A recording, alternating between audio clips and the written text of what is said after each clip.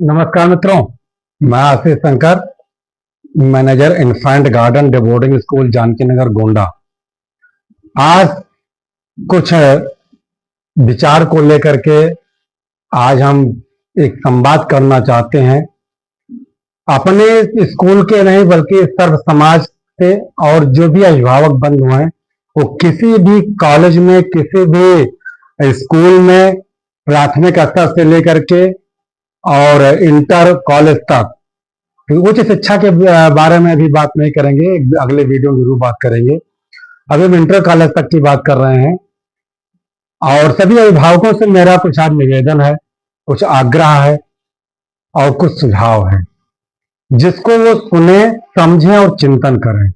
क्योंकि बच्चा आपका है, ये आपका बच्चा ही नहीं बल्कि आपका भविष्य भी है। आज आप जिस बच्चे के भविष्य के निर्माण के लिए आप परेशान हैं, अपना समय वेस्ट कर रहे हैं, अपना पैसा इन्वेस्ट कर रहे हैं, इस अपेक्षा से कर रहे हैं कि कल यही मेरा बच्चा किसी लायक हो जाएगा तो इस मेरे बच्चे के भविष्य के साथ साथ मेरा भी भविष्य संवर जाएगा। लेकिन कहा करते, हम कई वीडियो अपने बताए भी हैं कि बच्चा LIC का बॉन्ड होता है। बच्चा जो होता है वो आपके LIC जीवन बीमा जिसको कहते हैं उसका एक बॉन्ड होता है। आपने कितने अच्छे वाले बॉन्ड लिए हैं, कितने महंगे बॉन्ड लिए हैं, जितने महंगे आप LIC का बॉन्ड लेंगे उतनी महंगी ही किस्त आपको जमा करनी पड़ेगी।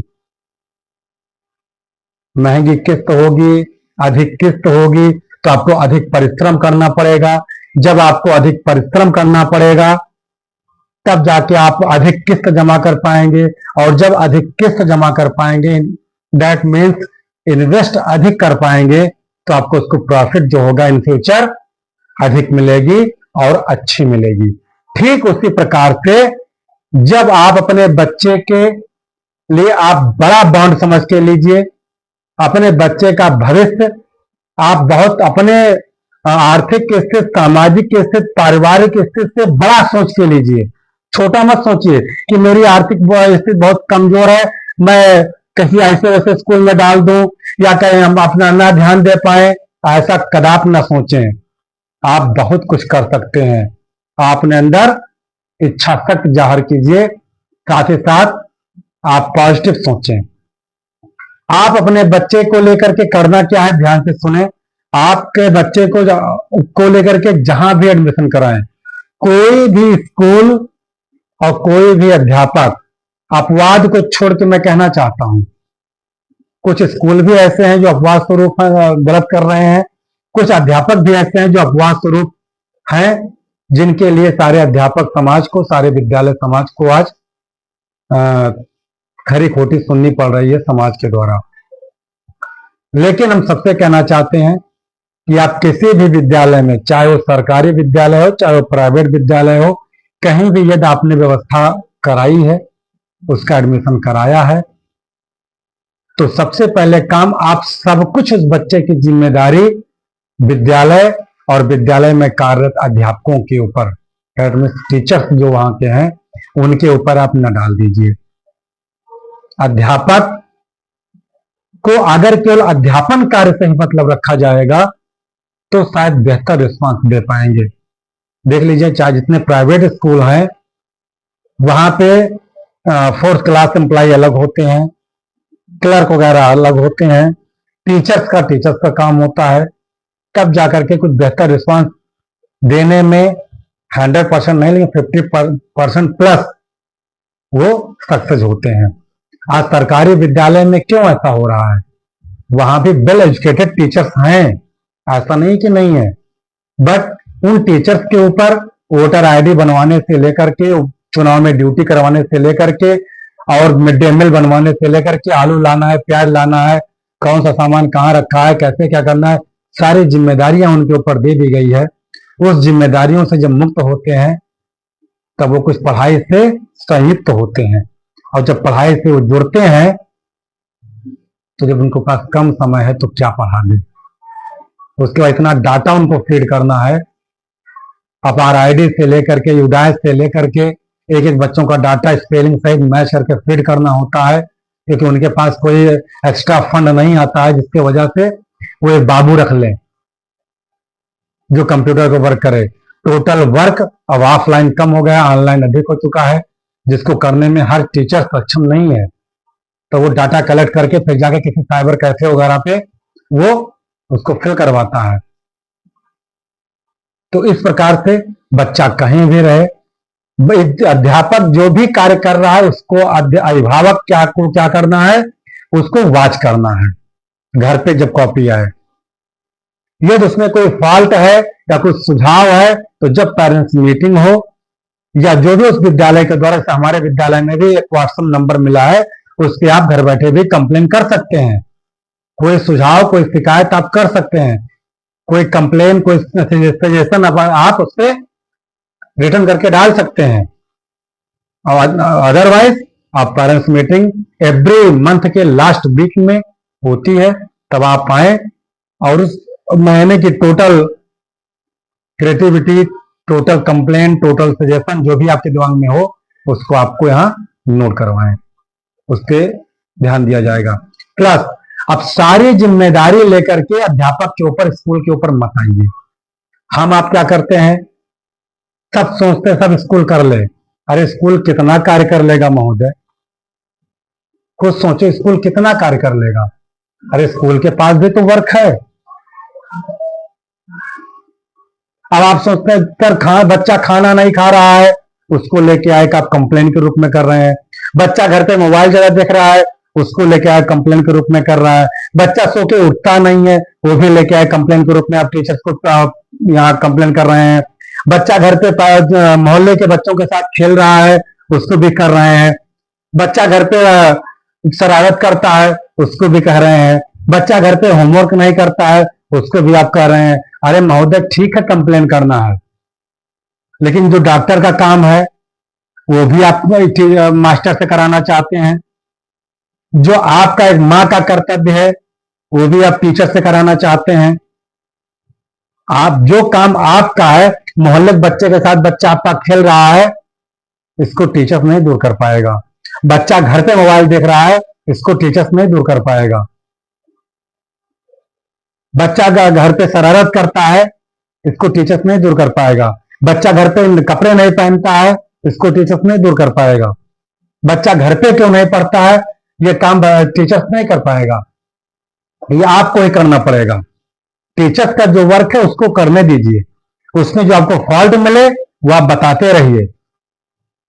अध्यापक को भी 5 घंटे 6 घंटे ज्यादा नहीं मिलते हैं, उस 5-6 घंटे में उसको रिटर्न वर्क करवाना है, उसको ओरल वर्क करवाना है, उसको एक्टिविटी कराना है, प्लस एक एक बच्चे के पास जाकर के उसकी कॉपी चेक करना है, बोर्ड एग्जाम की तैयारी करानी है, प्रैक्टिकल की तैयारी करानी है, प्रैक्टिकल कराने हैं, बोर्ड एग्जाम करवाने हैं। मैं ओवरऑल हर क्लास की बात कर रहा हूं। एक बच्चा प्री प्राइमरी एजुकेशन में है तो एक एक बच्चे के पास जाना है, उसको लंच कराना है, उसकी टिफिन चेक करना है,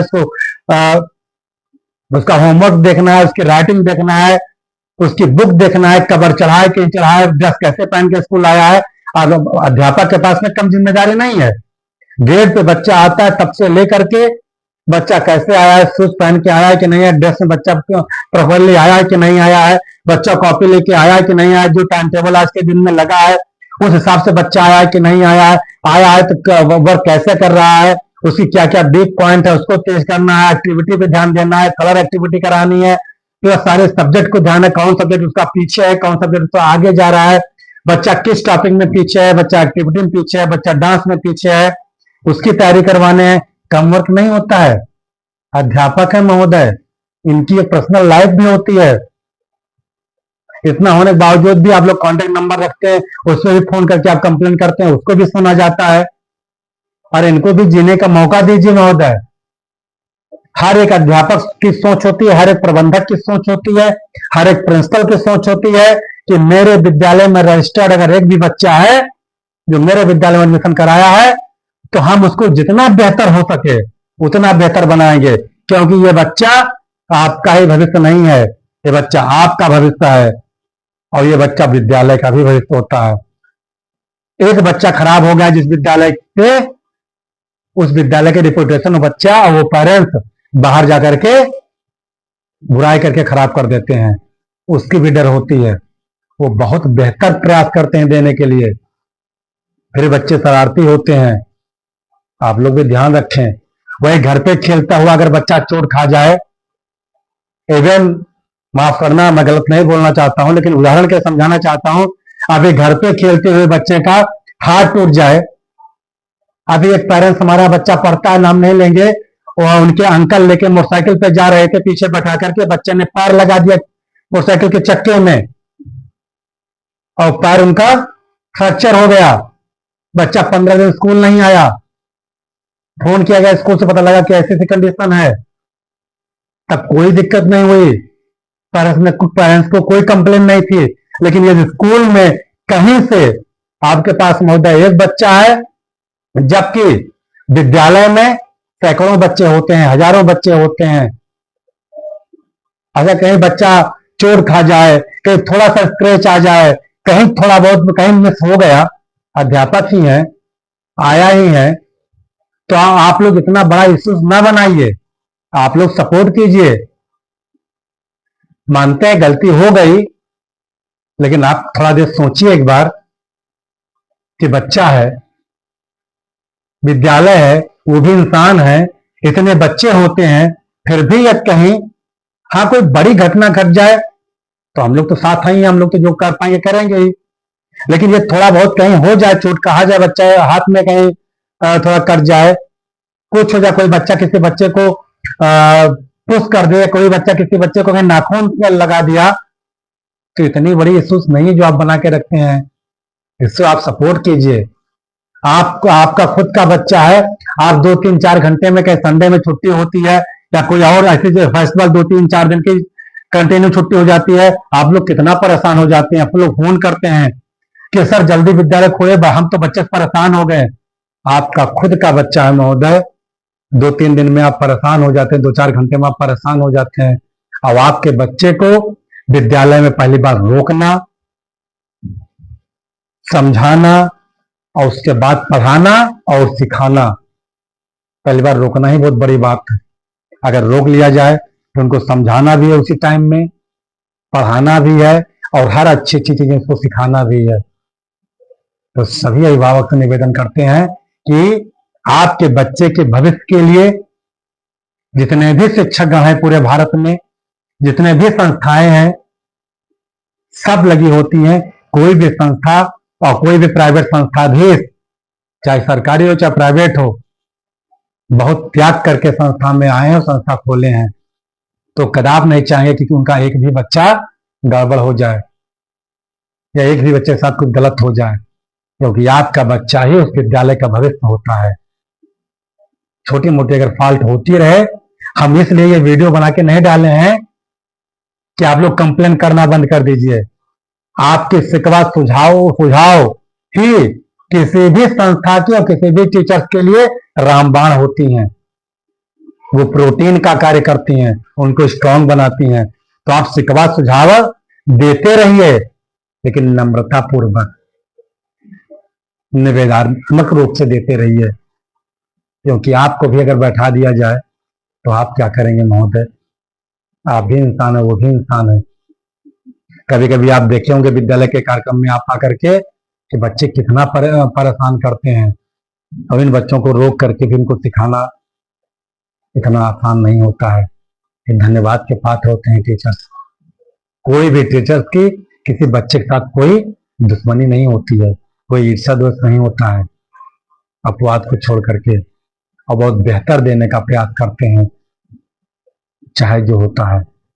हर टीचर भी सोचता है कि अपने क्लास को मेंटेन करके रखें, अपने बच्चे को बेहतर बना के रखें, जिससे हमारे प्रिंसिपल सर, हमारे मैनेजर सर और मेरे पेरेंट्स तीनों की नजर में हम अच्छे हो पाए।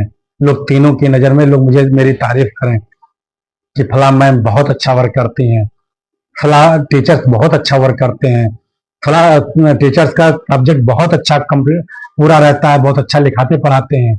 सब लोग प्रयास करते हैं मैडम जी। तो सभी से मेरा निवेदन है कि आप लोग इन अध्यापकों के साथ, इन संस्थाओं के साथ जुड़े रहें। संस्थाएं बदलना, टीचर्स बदलना बच्चों के लाइफ के लिए बहुत बेहतर नहीं होता है। हाँ, जो कमियां हो उसको बताते रहिए, सुधार करते रहिए। और जब कोई सुधार ना करे, आपके 1 बार 2 बार 3 बार 4 बार कहने के बाद भी ना संस्था वाला सुन रहा है, न विद्यालय के टीचर सुन रहे हैं, आपको लगता है कि अब उचित नहीं है, तब आप संस्था बदल सकते हैं। और ना इस बच्चों के लिए संस्था बदलना, एक कपड़े बदलने से किसी की पर्सनालिटी नहीं चेंज हो जाती है। ऐसे संस्था बदलने से किसी बच्चे का फ्यूचर नहीं चेंज हो जाएगा। यह संस्था लग रहा है आपको कि वहां सपोर्ट नहीं किया जा रहा है और बच्चे का भविष्य बिल्कुल गर्त में जा रहा है, उसमें कोई सुधार बच्चे में नहीं है। 1 साल बीत गया, 2 साल बीत गया, अगर 2-2 साल बीत गया, सुधार नहीं है, तो आप बदल सकते हैं। ये नहीं कि हमने नहीं कहा है, लेकिन यदि एडमिशन हुआ है, 2 ही 3 महीने बीता है, तो आप कम से कम 1 साल समय दीजिए। अगर 1 साल में भी कोई सुधार नहीं होता है, तो आप इस बात को रख करके, सर देखिए, मैडम जी देखिए, हम जिस स्तर का बच्चा आपके यहाँ दिए थे, हमारे बच्चे का वो स्तर तक ही सीमित है, या उससे आगे नहीं बढ़ा है, या उससे नीचे चला गया है। इस वजह से हम आपकी संस्था छोड़ रहे हैं। हमने पूरे सदन में बार बार कंप्लेन किया, बार बार सुझाव दिया, लेकिन आपके विद्यालय में कोई हमारी शिकायत और सुझाव न सुना गया, न समझा गया। ये बता के तब निकालिए बच्चे को। हो सकता है कि आपके निकालने के बाद वो प्रबंधक, वो टीचर, वो प्रिंसिपल सुधार कर लें, जिससे और बच्चों का भविष्य उज्जवल हो जाए। लेकिन आप कोई शिकायत ना कीजिए, मन में रख लीजिए, बस इस साल हम समय काट ले जाएंगे, अगले साल हम निकाल ले जाएंगे, तो ये गलत है। कोई कमी मिली है तो उसको आप बताइए। बहुत बहुत धन्यवाद। ये वीडियो, ये विचार आपसे विवाद करने के लिए नहीं बनाया हूं, आपसे संवाद करने के लिए बनाया हूं, आपसे सजेशन बनाने के लिए, लेने के लिए बनाया हूं। जो आपको सजेशन मिलेगा उसका एक नया नियम बनाएंगे और बेहतर स्कूल चलाएंगे। हमारी संस्थाएं कई चलती हैं, प्रयास करते हैं कि आप लोगों से जो विचार आता रहे हम लागू करते रहें। तो अपने टीचर से, प्रिंसिपल से, प्लस पेरेंट्स से, हम सबसे विचार पूछते रहते हैं, क्योंकि हम सोचते हैं वो बच्चा आपका है, लेकिन उसके 2 ही पेरेंट्स होते हैं, या तो विद्यालय या तो आप। और दोनों लोग मिलकर के, दोनों का एक ही उद्देश्य है, बच्चा बेहतर से बेहतरीन बन जाए। जय हिंद, जय भारत।